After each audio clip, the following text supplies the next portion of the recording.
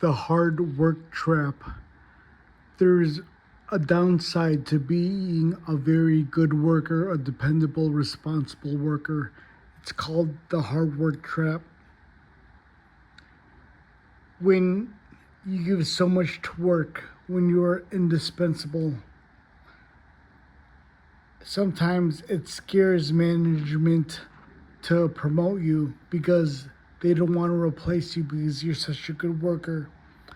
So they give you more work.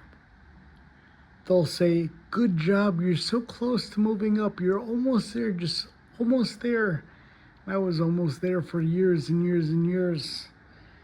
And meanwhile, I see them promote lazy people who they like. I had a superintendent in my last job. He gave one girl 3 heavy promotions and raises in less than 3 years, and she was so lazy she'd be on her phone all the time. We'd be outside in rain and snow working and working, and she'd just be on her computer or just on her phone, and she was supposed to be outside with us, but she was a flirt. My superintendent was married and had 2 kids. She was seeing somebody, but like she flirted her way to the top. And that just really pissed me off, and it rubbed a lot of people the wrong way. I had a former supervisor, and 2 of his coworkers were just really good at talking. They were really good friends, but they were terrible at their jobs. One would just drive around all day and just talk about his kids and how his kids are having trouble in school and how he has so much stress. And he wouldn't do anything. He was so lazy. He would do the bare minimum, enough to not get fired. The other one was divorced 3 times. He had so many heart attacks. He was on so many blood thinners that every time we'd get a paper cut, he'd just bleed forever, and we'd all just leave because it was so dangerous. We didn't want to be around him, but our supervisor loved him because he was such a good kiss ass. The last guy, he was a really really fat, lazy, worst coworker I've ever had.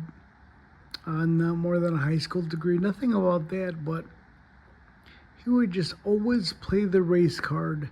And when he told him he needs to work more, like he'd just play the race card and complain. And he knew if he complained and bitched enough, they'd just leave him alone. And then I would get more work. I would come at the end of the day all dirty and grimy. And these guys, these other 3, 4 coworkers, they'd be clean as a whistle and not tired, and they'd just be on their phone all ready to go. They'd take hour-long lunch breaks. They'd go to lunch with like takeout food, which means they left half an hour early before, and we'd all get the same raises. Like, what a stupid, like 25-cent raise a year. That's ridiculous. So, when I got really upset once, I was thinking they knew I was looking at another job. They're like, "Hey, Mark, you're so close. You're ready to move up. We're sending you to the IPRA conference. You know, it's in the Hilton Hotel in Chicago. And you have like 130 stipend a day." And me trying to be the good worker, I went to every class. You could take 18 classes. I was 18 for 18. And then our board of directors one year asked the attendees, "Hey, we need a list of all the classes you went to." They saw me, they're like, "Why did this one guy go to all 18 classes? How come we only spent like $45 on food when everybody else, they maybe went to like 3 or 4 classes max, and some went to no classes, and they spent like over $300-400 on their stipend on like food and drink. So I was just trying to be responsible, but I guess I got in trouble. My superintendent at the time's like, Mark, how on earth did you go to so many classes? I'm like, I just went to every class because you sent me to conference. You didn't tell me not to go, or I didn't know I was going to make other people look bad. But that's the hard work trap. You could be the best worker. You could be the best worker for years and years and years and like work your butt off, and they'll just really give the raises to who they like, or who they're trying to impress, or who they're attracted to. And it's really stressful, but that's just the way life is. When I go to these conferences, I went to 4.